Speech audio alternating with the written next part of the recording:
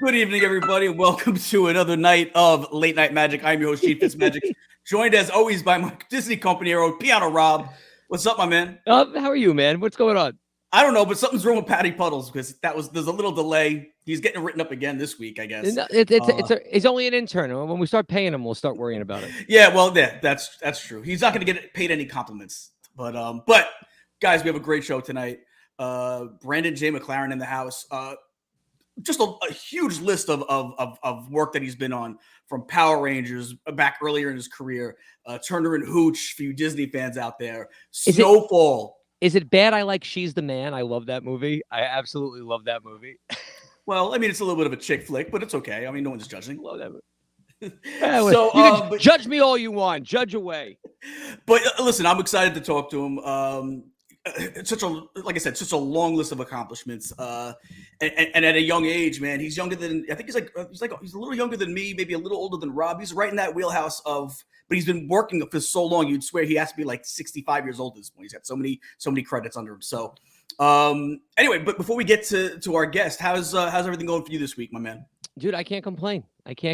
You know what? Riding Guardians, moving life along. That's life now. The day didn't happen if Piano Rob doesn't ride Cosmic Rewind in Epcot, right? That's my cup of coffee now. I need to start the day the right way. Well, all right. I haven't rode it yet. I'm still in New York right now. But I will be back down soon enough, and then I will get to that ride. But guys, you know what? Let's take our commercial break, man, and we'll come right back with our guest, Brandon Jay McLaren.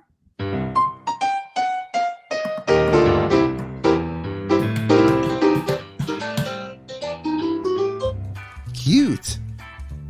Well, Winnie the Cute. Rawr, Jurassic Cute. You're not trash. You're cute. This is Sammy. Sammy loves Disney ears. She loves ears so much, she makes her own. Yeah, 3D ears. Want to see her do it? Let's check it out. Here she's making bows. Here she also makes ears. And sometimes she makes ears with bows. Any kind you want. People have been seeing her with her ears and they're saying, hey, can I get me some ears? Pow, yeah, you can. Here you go. Now Sammy's making ears for any occasions. Ears for dogs. Ears for spooky stuff. You name it. Ears for any occasion. And it's all happening at JSA Creations. JSA Creations. Just ask for Sammy.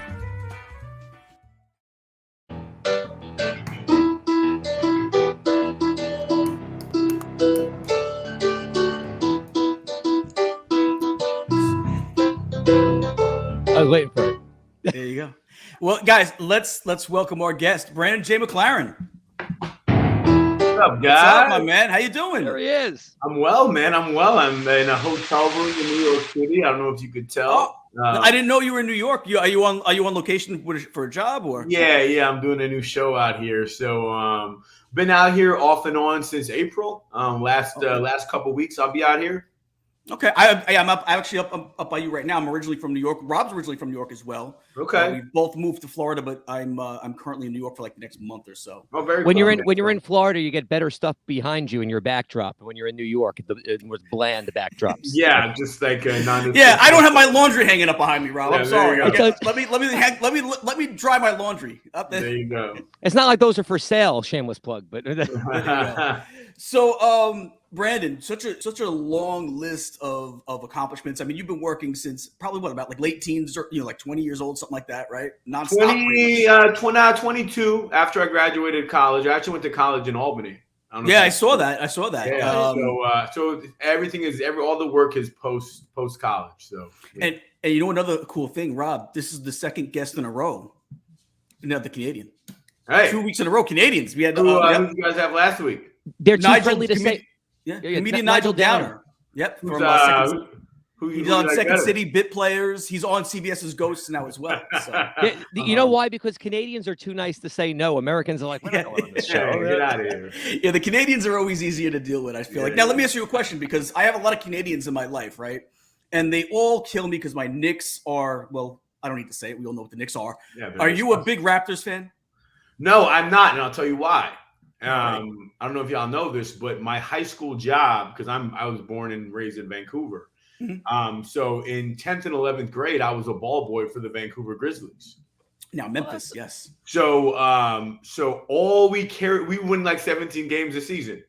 So all we cared about if we beat the Raptors, that's all that would save the whole season. Yeah, I hear So that. I cannot bring myself to root for the Raptors because I was part of the franchise and we just wanted to beat the Raptors. And so I will never root for the Raptors. That's great. I love it. I love it. great. Now, are you still a Grizzlies fan? Are you still Memphis? You know what? No, the fandom didn't translate, but the hatred did. You know, the That's fandom for the Grizzlies didn't translate, but the hatred for the Raptors absolutely translated. Wow, I can respect that. You know what? As a diehard sports fan who hates the teams that I don't like, I don't just not like teams. Especially like I say, when you're part of the franchise, I worked for them, and it's part of my DNA, and I can't turn that off. I love it. I love it. So, so you've been acting for a long time. When did you get that acting bug? What was it? Because obviously you went to school for other stuff. What was it that? Yeah.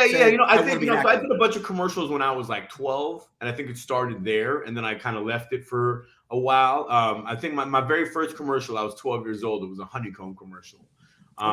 If you Google "We All Love the Taste Honeycomb," you might be able to find it. Oh, there we go. That's awesome. Let's try that. And so it was always kind of in the back of my mind. And then after I graduated college, I just kind of revisited it. I wanted to revisit it, and I was like, give it a year, see if anything, see if I was onto anything, and it was very gradual. When I started again after college, I started with commercials again, and then after about a year, I had one line. My very first one line ever was in a show called The Black Sash with Ray J on the WB. I don't know if you remember that. I don't remember that. I don't remember it. No, yeah, it was a martial arts show. I had one line. That was my very first speaking role in the show. Do you remember it? Yeah, it was. It was something.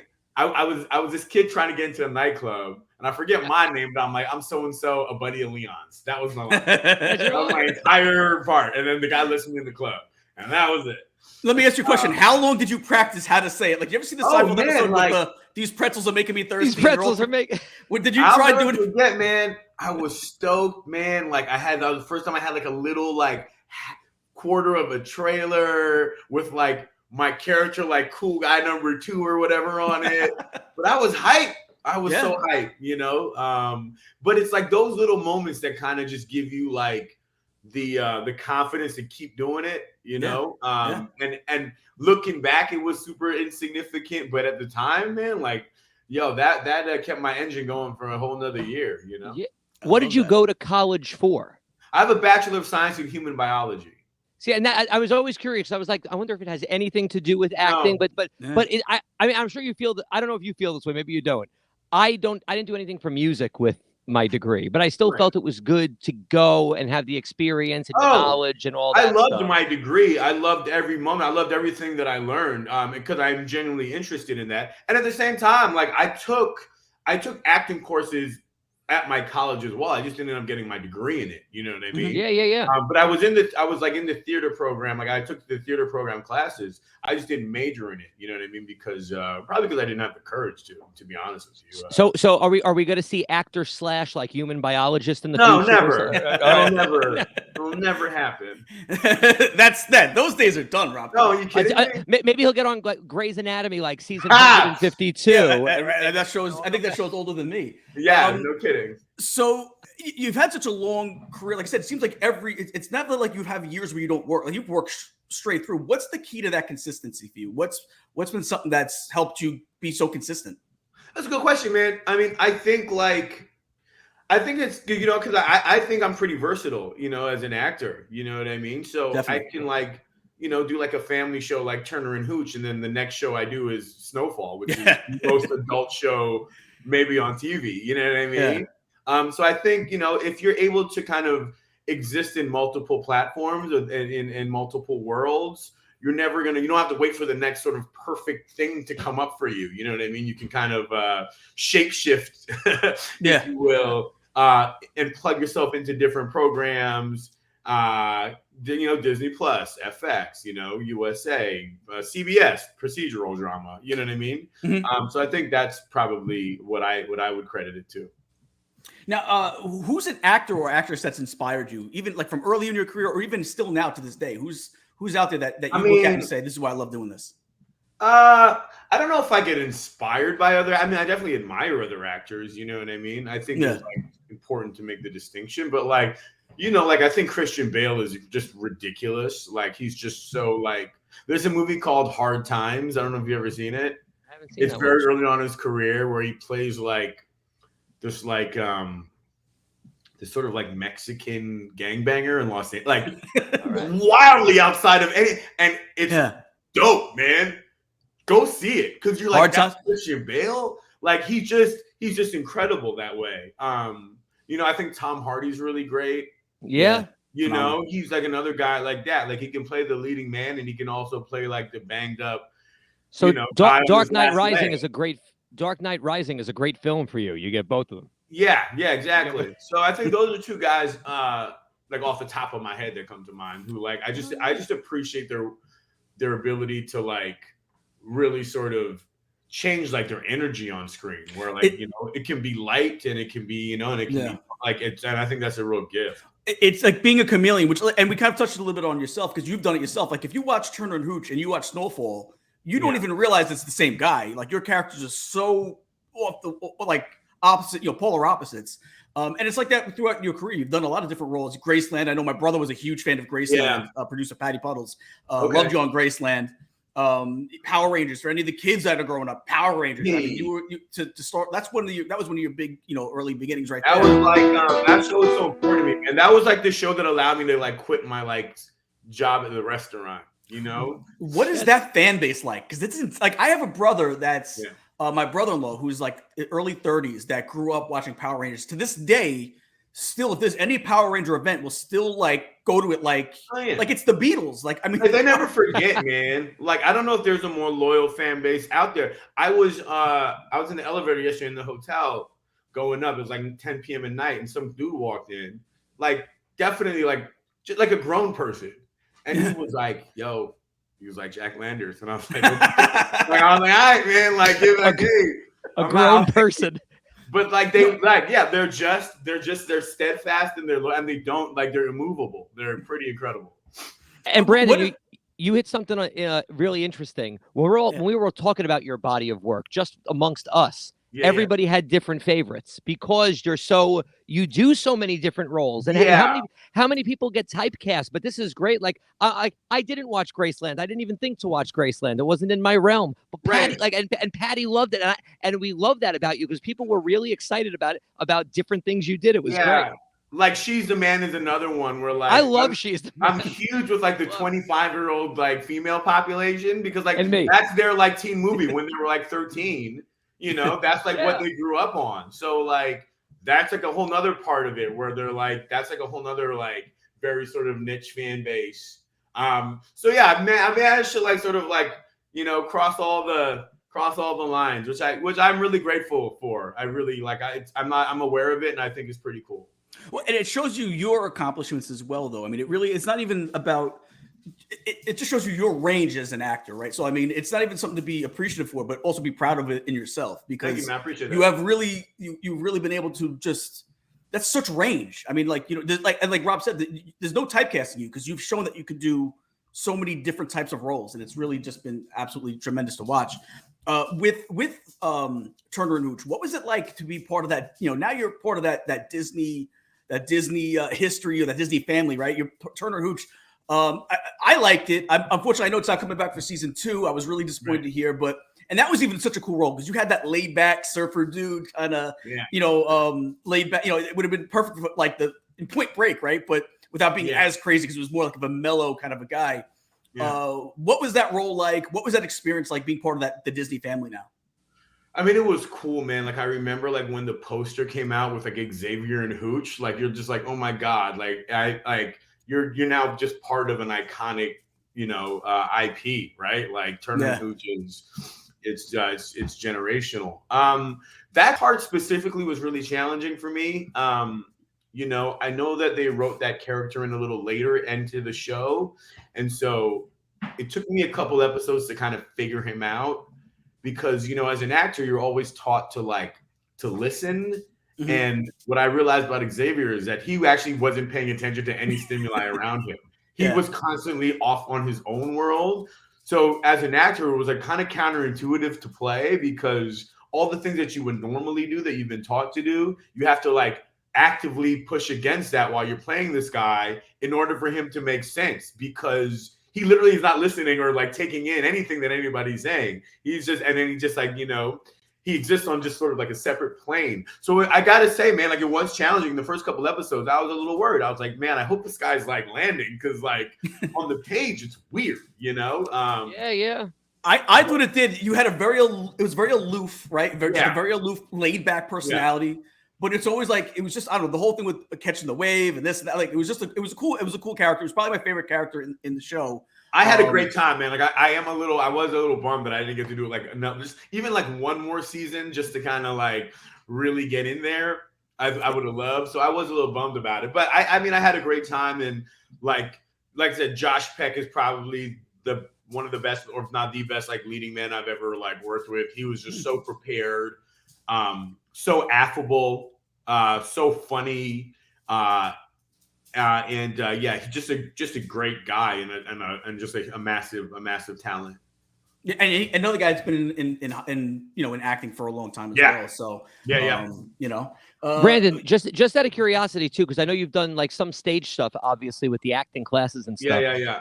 How do you feel with that when you get that, you get that instant from the crowd, if you did good, versus like what you just said, you don't know if it's going good on the page because you can't see how people react until it's on a screen somewhere, or you get it after the fact when it's television. Yeah. Or movie.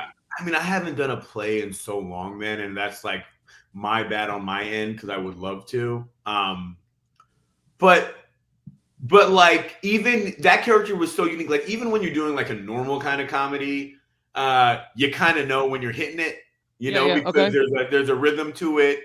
But with this character specifically, like literally I could have said anything at any time. Like, like it was almost nonsensical. So you were just like, there was just like no sort of yardstick that I could sort of grasp onto to feel good about whether this was working or not. But ultimately, I think a lot of people like thought the character was cool and it was unique, and it ended up being really, really fun. That's cool. Cool. What are we gonna like? Bo Buckley on Snowfall, man. Very, very, just a very unique character, very intense character. What was it like to do? I mean, listen, you don't get too different of a show from like you said before, family-friendly Turner and Hooch to Snowfall, where you play the LAPD Crash and part of Crash. Yeah. What was that role like, especially being so different from a lot of other roles that you've played? I mean, I gotta say, like that, and maybe and Jake's was my two favorite characters. I mean, Snowfall's wild, man. Like, I don't know if I've ever been on a show that wild before. Like, that was probably like the most, adult, intense show that I've ever been a part of. Mm-hmm. And I remember like when I found out I got it, they wigged me, which was really cool. Like the thing is typically cool about movies is that movies might allow you to play like really outside yourself, but television more often than not casts just close to the type. You know what I mean? Yeah. But these guys gave me like a real opportunity to just kind of like play something completely, outside of, my realm of personal understanding. And it was fun, man. Like I said, like that show, they have like such an independent spirit that like anytime you showed up to work, they were kind of like, how do you feel about this, man? Like, what else you got? You got any other ideas? Let's just throw shit at the wall, because that's nice. If you come up with something dope, they'll keep it. You know what I mean?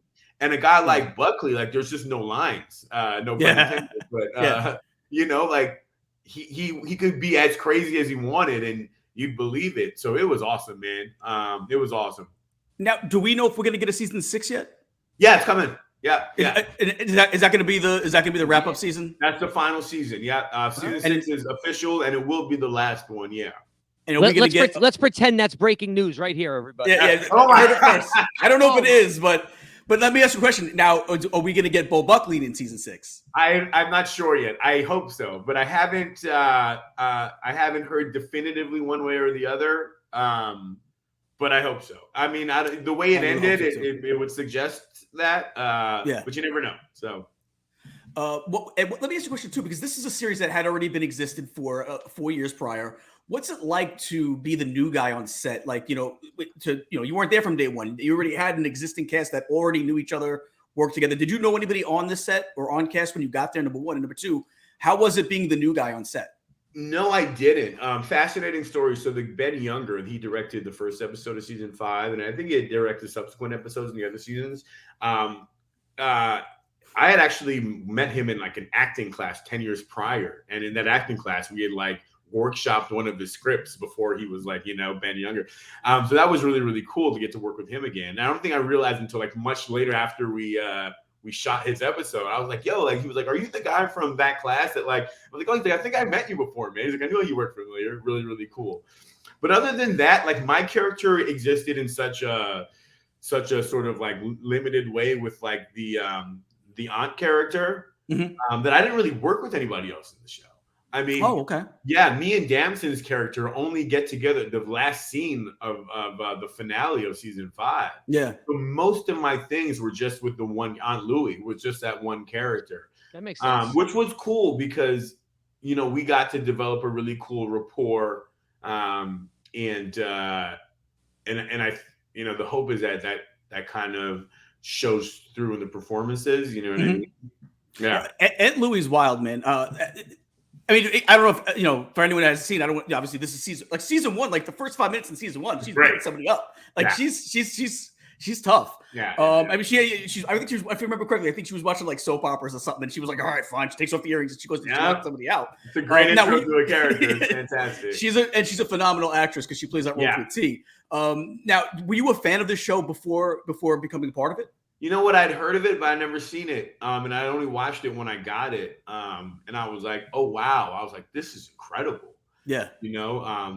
So much more than I think people, if you've never watched it, like, it tells so many more stories. And I think it's obvious if you just hear about it and see the posters, like there's a lot going on. And it's told in like a really, really smart way. Yeah, it is. And I only watched the first 2 before I started because I was like, I don't want to get too like, I just want to be able to like have some space so I can go in and kind of do my own thing. And because sometimes like when you join a show and you watch too much of it, you start to go there and like try to like do what other people are doing that you like. So I was and they hired you for you. Yeah, I got to like come in and just like take my take on this and not be influenced by what I'm watching. So no, it was cool, man. It was real cool. Go ahead. No, I was just saying, I think a lot of people unfortunately sleep on that show because even with myself, it took me. I didn't watch it the first year. I remember seeing the promos for season 2, and I said, you know what? Let me go back and watch season 1. I didn't get a chance because I love, especially when you're talking like 80s hip hop stuff. I love watching all that old stuff, right? So it was like, and that show does a fantastic job of putting you in South Central LA in mid 1980s. Yeah. Like you feel like you're there. It doesn't feel like a period piece. It feels like I'm in 1980s. It feels like you're in 82 watching it. Yeah, exactly. Yeah. And again, I didn't watch the first season until season 2 came out, and then I watched it, binge watched. And like I said, what's really cool is they're not only telling like the African American story, they're telling the CIA story, they're telling the Mexican wrestler and that community story. Like there's just so much. It just kind of tells you a story of the time. You know what I mean? Yeah. I think that's what a lot of people don't understand before they watch it. Yeah. But that's so integral to like the story as well, and then how all these worlds weave together, and I think that's sort of the brilliance of the show. I would say for anyone out there that maybe hasn't watched this yet but has watched The Wire and loved The Wire, this is pretty much The Wire but LA 1980s. It's that good of a show where you get, it's the same thing with The Wire where you had different perspectives. You had the drug addict perspective, the drug dealer's perspective, the cop perspective. Yeah. It's the same thing here. Yeah. And lines get blurred because it's real life. The good guys aren't always really the good guys. The bad guys sometimes do the right thing. I mean, so it's very realistic. It's not just, okay, he's the bad guy. He's always doing the bad thing, the wrong thing. It's not like that. It's very realistic. And so I would say anyone that's watched The Wire that maybe didn't try Snowfall yet, try it. You would love Snowfall. You'll be impressed. Yes, definitely. 100%. So talking about all this, Brandon, now do you have a process that's on set, or do you have like any rituals, traditions, stuff like that you do? I mean, for me, no, not really, because the conditions under which you shoot are so vastly different. You can only control what you can control, right? So if you go there trying to control too many things, I think you'll freak out. So I mean, for me, it's just about like being as prepared as I can with the dialogue. And then being like prepared enough that I can go to set every day and be confident that even if everything gets blown up, I still know what I'm doing. You know what I mean? It's not your fault. You got your fault. And also that like I know it well enough that I'm able to like let it go and change it if I have to. You know what I mean? Yeah.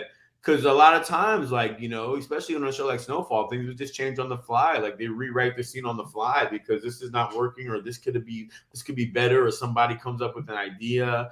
And so as not to be so rigid as, well, that's not what I learned. Like, and it like screws you up. You know what I mean? Yeah. Because that can be a pitfall of a lot of people. So it's like, you know, being as prepared, but also like being free enough to know that on the day, like it's just about best idea wins and being open to that and not, you know, not being so, you know, rigid. So there's no superstitions, not like, because I'll be honest, I've wore the same underwear since me and Rob started the show. And I don't plan on changing these until we end our show. And you know what? It works for you, man. So that's why it's a virtual show. That's why we won't move it to a studio.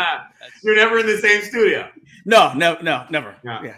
I refuse to change these underwear, man. Until this show tanks. I refuse for you to change the underwear. Thank you, man. I can see an ally. Brandon, I expected more from you. Don't help him. So let me ask you this: what role would you say is most likely of all the roles you've played? Which one do you say is most likely or mostly like Brandon, and which one do you say is like the furthest from Brandon? No, I mean, which one are you most identified with? Like, Buckley's like crazy from me. Like Buckley's just like a mad person. Like, I had a feeling, but I always say like most of the roles I do is just like a part of myself, just amplified. Mm-hmm. You know, so you just like lean into, because we're all complex people, right? So like you find something that you connect with the character, and you just like turn that part up a little bit. You know what I mean? More so than it does in your real life. Actually, maybe Xavier might be the furthest from me now that I think about it.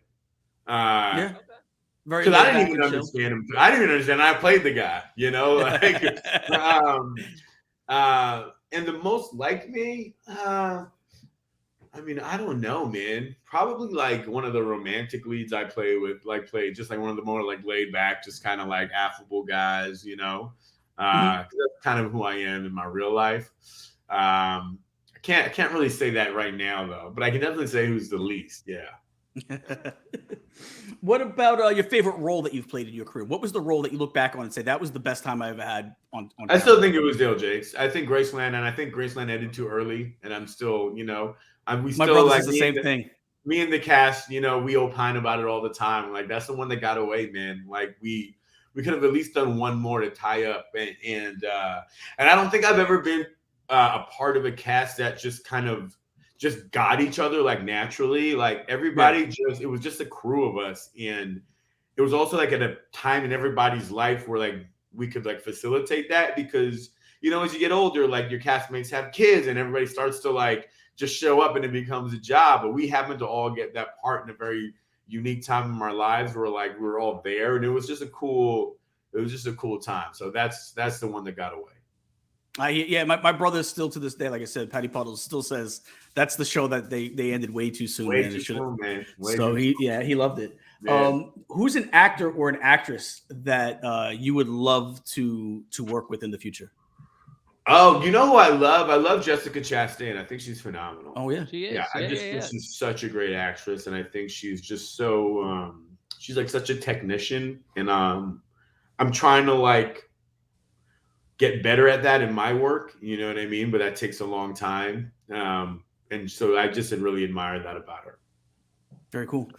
Is there a historical figure that you would like to play on camera? Like if they were going to do a biopic about somebody, who's the guy that you're like, I need to play that guy? Oh man. I mean, you know, I like that question. Playing like Bob Marley would have been cool. That would be cool. Yeah. That would have been dope. I think if it was me, I think I'd like to play Animal from the Muppets. Yeah, I think you do a good job. I got the furry face already, right? Animal also didn't change his underwear, so I think no, he didn't. I think you're off. Little known fact. Yeah. If you do that, Gene, I want to be Dr. Teeth. Just let me be Dr. Teeth. Definitely. Dr. I would love. You're in. You got it. So is there any advice you got for the young? Like again, you had such a consistency. You've had such a long history in on camera. Yeah. What do you say to the younger generation of actors that were where you started when you first got your breaks? What do you say to them, saying, "Hey, this is what you need to do to get to this stage"? I mean, I don't know what but I know what worked for me. And all I can say is that, like, for me, like, I was constantly working. So, like, it's weird, like, when you've been around long enough, like, I was, like, always in class. And the moment I would finish a job, I had to get right back into class. And so, like, you get to a point where you're in it long enough where, like, roles start to come up and you're like, oh, like, I've kind of been preparing for this like 10 years ago when I was working on this type of material, but I was too young to get it. Thank God I leaned into it then, because now I know how to handle it. You know what I mean? And so, and like, that's not to pat myself on the back saying I had this weird foresight. That's just what I like to do because I just kind of a workaholic. But I do know retroactively, I can be like, I get it. Like those, like, you know, like a lot of young actors, you know, who start off in their 20s have a hard time transitioning and playing adult roles, you know? Yeah. So you got to start working on that. You can't just be like the young hot guy forever. You got to start working on the more adult, more mature shit while you're in your 20s, so that when those opportunities come around, you're like, oh, I kind of feel like I know I've done this kind of thing before, you know? And I think that's important. That's what's really been important for me. Let me tell you something. That is such a good piece of advice, and I don't want to let it skate over because our audience, we have people that like to learn things like that. And I can't tell you, like, the musicians I've met over the years that don't want to put the work in on something now because they don't need it now, but they're like, they'll find a shortcut. It's like, but you might need it later. Doing it the fastest isn't always the best. Like, you put the time in because you're going to use those skills you don't know. You never know. So never pass up. What's really dope when, like, the time comes where you need it and you're like, yes. Like, I didn't know it would, but when it does, you're like, and then it just kind of, like, you know, reaffirms your process. You know what I mean? Yeah, that's man. Really cool. That's great. That's a great piece of advice out there. Thanks, man. So what do you got coming up now? We don't know about Snowfall yet for season 6, but can you talk about anything you're working on now? Yeah, so I'm doing a new show right now on Freeform. It's called Everything's Trash. It's Phoebe Robinson's show. She's a very, very funny comedian and podcaster. And essentially is about her. I think she wrote a book called Everything's Trash, and she had a podcast called Two Dope Queens. And I think it's sort of like just takes a page from that and her sensibilities. And it's a very funny half hour about her just navigating her life, being a single woman in New York City. And I play her sort of on and off again boyfriend, kind of like, you know, the couple that's meant to be, but they always seem to not be able to make it work. So again, like, it's very different from Snowfall. It's like a half hour comedy, and it's a great thing to do right after Snowfall, to do something kind of light and hilarious like this. It'll be out, I believe, July 13th on Freeform, so less than a month. And that's my son's birthday. He turns so coming out very soon. So keep an eye out. That balance is cool, man. The comedy to, like, Snowfall, that's nice to have. It keeps me happy, man. Like, you know, because doing one or the other just over and over again, it can get a little monotonous. So, like, for me, like, best case is that, like, I'm able to kind of oscillate between the two, and I'm a happy man. That's cool.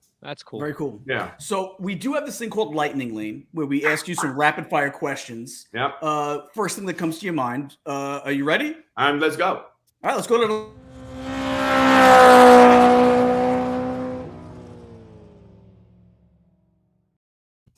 I bet you didn't realize when you were coming on the show today, Brandon, that we could have killer graphics like that. No, I had no idea. I'm glad you didn't warn me, because I may have not have come on. I'm always surprised by the graphic, and it always excites me. All right. So first thing that comes to your mind, 10 rapid fire questions. Me and Rob go back and forth. So the first one, favorite late night snack. Popcorn. Okay. Last song you listened to. Man. I think it was Smells Like Teen Spirit in the Gym. Hell yeah. Which version, though? There's a million versions of it. It was some weird, like, cover of it, but I enjoyed it all the same. I love the covers of that song. Everyone always does a great job. It's one of those complex songs. All right. If you could live anywhere in the world, where would it be?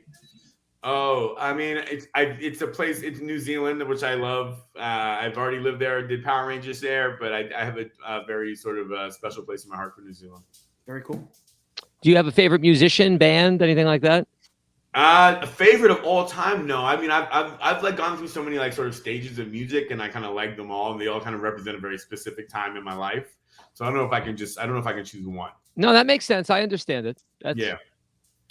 bucket list item. What's the number one bucket list? We'd love to do like a safari in Africa. Oh, that's the second week in a row we had. I haven't done that yet. Would like to do that. Right? Yeah. Nigel Downer also said he wants to go to Africa. That's his bucket list. I don't want to start a weird stereotype, but now it sounds like black guys from Canada, that's their bucket list. That's what I'm saying. That's what it's. That's so funny. Let's lean into that. We need to link Brandon and Nigel up. Maybe another project. Maybe a comedy project. Let's see. That's great. That's funny. Oh, sorry, me. Favorite food? I mean, Caribbean food where my parents are from. Curry goat specifically. Oh yeah. Cool. Yeah. What is an interest or hobby that you have that people will be surprised to learn that you have? Oh man. That's I mean, I've lately just gotten to cycling a lot because I used to run and my knees are trash. So I've definitely picked up cycling in the last like 6 months, and it's like kind of saved my mental health. Brandon, I don't know if it would be something you like. I switched to swimming a couple of years ago for the same reason. I hate it, but you burn so many calories so fast. That's why. And it saves your body. Yes. Look at it. We're old now. A bunch of men. I can't believe that's what we're talking about. No, I know. Do you ever do spin class? Do you ever do spin? No, I hate spin. I hate being inside. Like, I like to exercise outdoors. Oh, okay. Nature. Yeah, spinning like in place in a dark room is you might as well have me locked up in a Russian prison. I'll tell you what though, I would love to see a role where you're like a Soul Cycle instructor. I would love that. That would be funny. Sign me up. That would be funny. How about your favorite Disney villain? Oh, is it Cruella? No. Who was the villain in Little Mermaid? Because that's my favorite Disney Ursula movie as well. Ursula. Ursula the Sea Witch. Yes. Yeah. Ursula. Yep, that was Ursula. Hey, a witch that takes your singing voice. That sounds like a pretty bad one to me. I think that's if you weren't an actor, what would you be doing? It's a good question, man. Maybe a teacher.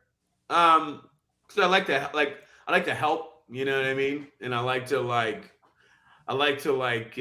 think it's valuable to sort of, share your experience with people who are trying to do the same things as you were when you were younger and didn't know anything. So maybe that. Okay, cool. This is a tough one sometimes, but do you have a favorite movie of all time? Like if it's on TV, you keep it on. Teen Wolf. The original Teen Wolf. With Michael J. Fox. Don't mess with Teen Wolf. Wow, I'm close. I'm Back to the Future, so I like that we have Michael J. Fox of the same. I'll take it. Definitely. Yep. Last question is a bonus question. What's the best advice you've ever received, and who gave it to you? Oh man. Oof. I think it was my cousin Derek. Yeah, I think I might have been in 7th grade, and he said, the loudest people aren't always like the most confident or successful. So it's just like, oftentimes the people in the background who are working quietly who will be the most successful, and I think that kind of stuck with me my whole life. Very good. I like that. You know what's really cool about that now? What really sticks with me? When you probably got that advice, that was probably also on a level. It's before social media. And it was like in 92. So how great is it again for the younger people watching this or listening to this? You can be quiet and still kind of have a voice now, which is what's really cool for those types of people that weren't just loud and that's how they got their way. Yeah, exactly. And I mean, for me, it's the preferred way. So yeah, man, that's awesome. Yeah. So that's I gotta tell you, we were so happy that you came in, man. But we appreciate you. I know we tried to do this for a little while and stuff came up, but yeah.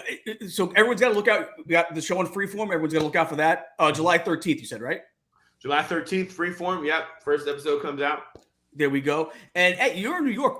Real quick before you get out of here, have you tried any really good food in New York? I mean, yeah, man. I mean, how's I went the pizza? To a great restaurant called Vestry when I was here last time. Where else did I go? Did you try Tao's yet?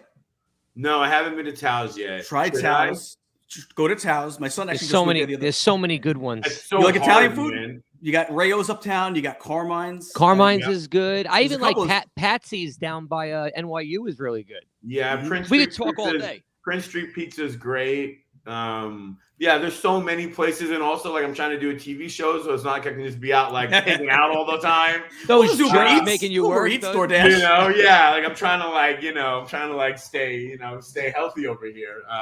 Cycle a little bit, to the place, and you got the exactly. bikes to rent. Just bike to all the restaurants. Yeah. Listen, there's not many better places to be at if you want good food than New York City. So 100%. But yeah, again, thank you so much for coming in, man. We really appreciate guys. it. And then when is this going to be on? Are we live right now? We're not live. We're pre-recording. It's Monday night. This is the episode for June 20th. Okay, cool. So So now anybody watching, you're watching today, but this was recorded a couple days ago. Okay, so cool. Surprise! Surprise! If you couldn't, we're in the past. Yeah. It's not Teen Wolf. It's Back to the Future after all. There you go. Okay, awesome, man. Well, yeah, just let me know and I'll share it as much as I can. All right, my man. Thank you so much for joining us. We really appreciate it, guys. We're gonna take a short commercial break. We get back. Me and Piano Rob will wrap it up. Cool.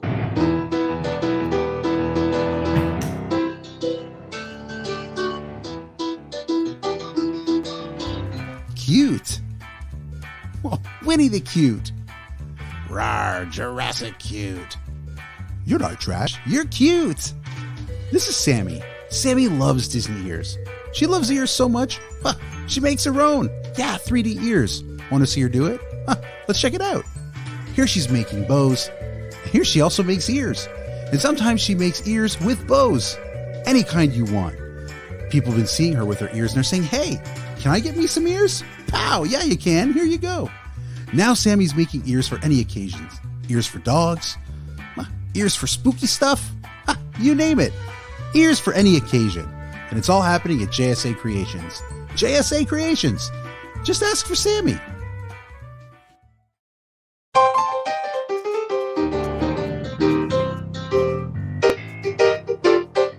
Ooh, it's me. I'm big. It's you. We switched sides. I like it. Fun show, man. What a great guy.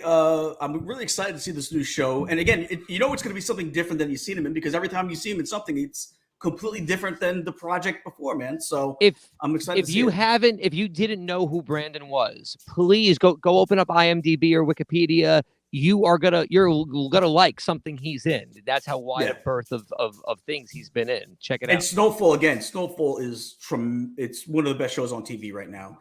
So make sure you go check out, especially season 5. He's phenomenal in it.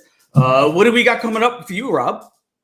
Oh my goodness, I got to think where we are. I don't think I have any. Wednesday, I will be at Claremont Brewery from 7 to 10. That is my only public show because I have private events this weekend. So, no Boathouse. No, not this one. Oh wow! All right. So anybody looking to come see you at the Boathouse? I'm sorry. Yeah, we had every now and then you get those busy weekends that something else came up, and that's what it is.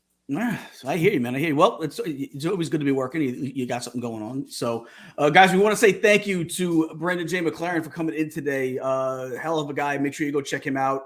Mods, please drop his links in the chat for us. We also want to thank the chat. You guys killed it tonight. Thank you for being here. We want to thank producer Patty Puddles. Listen, I'd love to say he had an error-free day. It's hard for me to say it when there was a little hiccup in the beginning. Am I being tough? Patty, knowing that you're related to this guy next to me, I think it's amazing what you accomplish every day.